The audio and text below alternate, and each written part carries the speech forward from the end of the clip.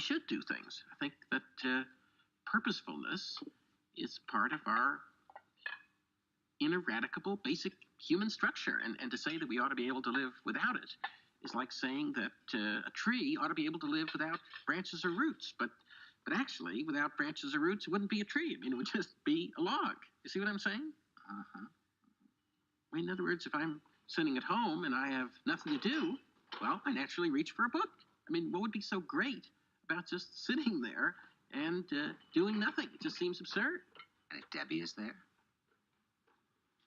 Well, that's just the same thing. I mean, is there really such a thing as two people doing nothing but just being together? I mean, would they simply then be relating, to use the word we're always using? I mean, what would that mean? I mean, either we're going to have a conversation, or we're going to carry out the garbage, or we're going to do something separately or together. I mean, do you see what I'm saying? I mean, what does it mean to just simply sit there? That makes you nervous. Why shouldn't it make me nervous? It just seems ridiculous to me. That's interesting, Wally.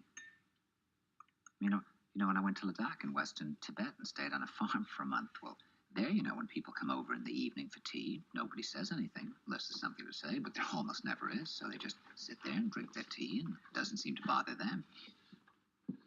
I mean, see, the trouble, Wally, with always being active and doing things is that I think it's quite possible to do all sorts of things and at the same time be completely dead inside. I mean, you're doing all these things, but are you doing them because you really feel an impulse to do them? Or are you doing them mechanically, as we were saying before? Because I really do believe that if you're just living mechanically, then you have to change your life.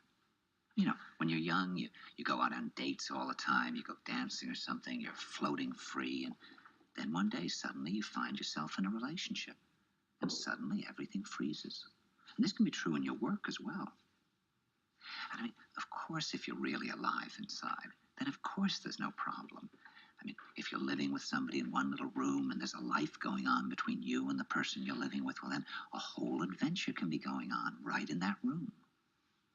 But there's always the danger that things can go dead. Then I really do think you have to kind of become a hobo or something, like Kerouac, and go out on the road. I really believe that. It's not that wonderful to spend your life on the road. And my own overwhelming preference is to stay in that room if you can. If you live with somebody for a long time, people are constantly saying, well, of course it's not as great as it used to be, but that's only natural. The first blush of a romance goes, and that's the way it has to be. Now, I totally disagree with that. But I do think that you have to constantly ask yourself the question with total frankness. Is your marriage still a marriage? Is the sacramental element there? Just as you have to ask about the sacramental element in your work, is it still there? I mean, it's a very frightening thing, Wally, to have to suddenly realize that, my God, I thought I was living my life, but in fact, I haven't been a human being. I've been a performer. I haven't been living, I've been acting. I've acted the role of the father. I've acted the role of the husband. I've acted the role of the friend. I've acted the role of the writer, director, what have you. I've lived in the same room with this person, but I haven't really seen them. I haven't really heard them. I haven't really been with them.